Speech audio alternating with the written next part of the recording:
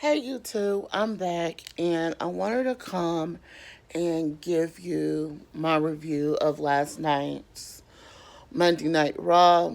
And to me, it was good in some places, but not that good at all. Now, the one place I felt like I had to go, whoa, Mojo Rawley's little bodyguard betrayed him and thing. And I like, okay, so we'll have to see where that goes. Did you see Bobby Lashley versus Ricochet? He's mad because Ricochet at Crown Jewel is getting an opportunity against Brock Lesnar. He can make these claims. Bobby Lashley's making these claims. Oh, I can beat him. I used to like Bobby Lashley, but come on. Come on. Come on, man. Sit down. You married to Lana. Go and sit down. So, yeah, that's that. Now, so then last night, Randy Orton gave his exclamation. Who comes out? Then Matt Hardy. Matt Hardy comes into the offense of Edge. Even though him and Edge don't truly see eye to eye, thanks to that love triangle with him, Kane, and Lita. Okay, so I digress. But I feel like Matt Hardy kind of did make a point, and Matt Hardy was trying to stick up for him. And when I say stick up for him, y'all, he was trying to stick up for him. And I just like, Matt, is this a advice? Is this advice? Is this a good thing for you right now? And my thing is, no, it's not a good look for you. Let me say this was not a good look for Matt Hardy. And when I say it wasn't a good look for Matt Hardy, it was not a good look. And when I say it wasn't a good look, it was not a good look. And what I mean by that, not a good look, it wasn't a good look. I'm sorry, I have to be honest. It was just not a good look. That was just that, and like Randy Orton beat him down. All right, we're gonna have to see where this is gonna go next week. Who's next? Christian Cage, the return of Jeff Hardy, the return of. Well, is it gonna take Matt, Jeff, and Christian Cage to get revenge for Edge? Probably so. But I would love to see that other. Y'all, comment below if you want to see none other Matt Hardy and Christian Cage with his brother. The return of Jeff Hardy, all them three versus the unstable, unfanatical, the Viper Randy Orton. Just comment below. Then I have to talk about this. This is the biggest thing I have to talk about. Then you have this eight, eight man tag team. You have Samoa. So you got. Let me just talk about how the show began. So the show began with none other. Here is person I will always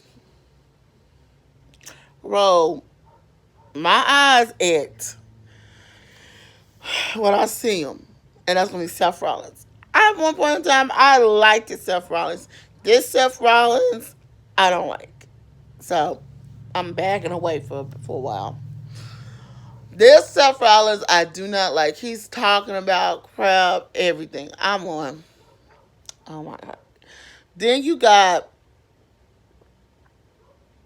Samoa Joe. Oh, well, excuse me. Well, yeah, Samoa Joe, and you got Kevin Owens, and the Raiders come out. So, how did Samoa Joe? This is when Samoa Joe returned last night. Okay, Samoa Joe was out for like I think 2 weeks due to him getting hurt in a match and stuff. And Y'all, that calculated, the Samoa Joe's calculated vindictive attack on Seth Rollins. Mommy loved. I loved it. I loved it. That was a pretty good match, but at the end, AOP, Murphy, and Seth Rollins cheated to win. To me, I feel like with that particular match, it's gonna take a little bit more than that, and it's gonna take calculation and stuff. And what I mean is they might will need to do it in like a almost like a elimination chamber type like style match. So we'll have to wait and see where this is gonna go. Now the next thing I have to talk about the interview of Ruby Riot, Ruby Riot, and why she attacked Liv Morgan. She made claims Ruby Riot is not a single competitor. She's a leader and stuff. She's a leader. She's a follower, and she don't do things on her own. She can sit, and she's making claims. Oh, she might went from the pink hair and blue tongue and everything, and she has this new look. But I know her hidden secrets. I know this, and I'm going. Hold up, are they finna lead up to a fight between these two? I'm like, oh. But then the one thing I really wish that I feel like that was a flop completely was the appearance of Rhea Ripley. Rhea Ripley, and then here comes Sarah Logan. At least she's getting airtime, but I feel like that match could have been a hyped up match. That could have been a good female main event on Raw match. Hype that girl up. Get her. I mean, you can play up a feud between them two. They both about the same height, same weight class, but that match should have been hyped up for us. That should have been a hyped up something they did over on Twitter. I'm just saying, I ain't trying to start nothing. I ain't trying to start nothing with them. But I'm saying that should have been a hyped up match. So during the match, Charlotte Flair comes out. That to me, I call that disrespect. And I'm gonna tell y'all at the end of this video why I call disrespect. But I feel like that was a disrespectful because it's a reason why I do not like wrestlers coming out doing other wrestlers' matches. But to me, that was a disrespect. Now I need to talk about Shayna Baszler finally showed up on Raw and she attacked Becky Lynch. But I wouldn't have thought she did what she did. She bit her. Y'all, she bit her on the back of the neck, penetrating blood. But you don't know if that's really, or, whatever. But, I mean, I'm like, I mean, can somebody's teeth really penetrate blood like that? On somebody's neck? Can a doctor please comment below? But really, truly, I mean, now y'all want to bring her on. Now you want to show her to us. Let me just tell you something. I'm not too keen of MMA superstars coming in on WWE Wrestlers Church. People who started at the bottom and worked themselves up. People like Shayna Baszler and Ronda Rousey get a contract and just come on to the main roster. Get on and stuff and work hard. But I give it to Shayna Baszler. She did compete in the Mae Young Classic. Do I feel like she should be going for a main title like this if she's coming over here to Raw? No. Now, I will say this. Becky Lynch, I ain't gonna take it from Becky Lynch and Oscar. They put on a good match, and y'all, let me just tell you something. I tried to stay awake for this show for Raw last night. Picture me doing this watching Raw and watching YouTube both at the same time, trying to stay awake. That's what I did. That's what my method was doing last night of trying to stay awake for this match. Overall, the good. Let me give you the good, the bad, the ugly. So let me give you the bad and the ugly. The one thing was the match between Bobby Lashley and Ricochet. That wasn't called for.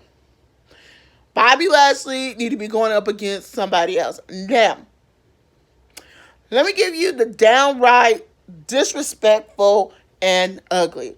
All right, MVP VIP Lounge came back last night, excuse me. And I'm going, okay. I like the older version of MVP. He became a pretty good man and being a real good father and showing his son a good role model as him. And I'm going, okay. He has Drew Galloway talking about how they was on the road together and how they skill sets, and he was offering him some good advice, and he act like this is somebody I don't want to take no advice from. All he was trying to say, let me advise you, let me be your advocate. He's like saying, I don't need nobody to talk for me. All you should have just said without attacking the man, because the man couldn't fight back in no suit and things like that. Okay. My thing is, Drew Galloway just should have said, thank you for the advice, MVP, but I don't need your help. I think I can do it alone. But I'll let you know if I need your help. That's all he could have said. You did not have to attack the guy to get your point across. Now, K-Moore kick to him wasn't called for. Just to me, overall, I think I'm not going to guess the ratings, but I think the ratings are going to be up pretty good. Pretty good, but not as well as we could get them. Okay, but okay. So that is that on Raw. Let me tell you what they should have had on Raw. All right. Okay, so that's Raw. Let me tell you the matches they should have had on Raw. They should have had built up that match between Ripley and Sarah Logan. Okay, that's one.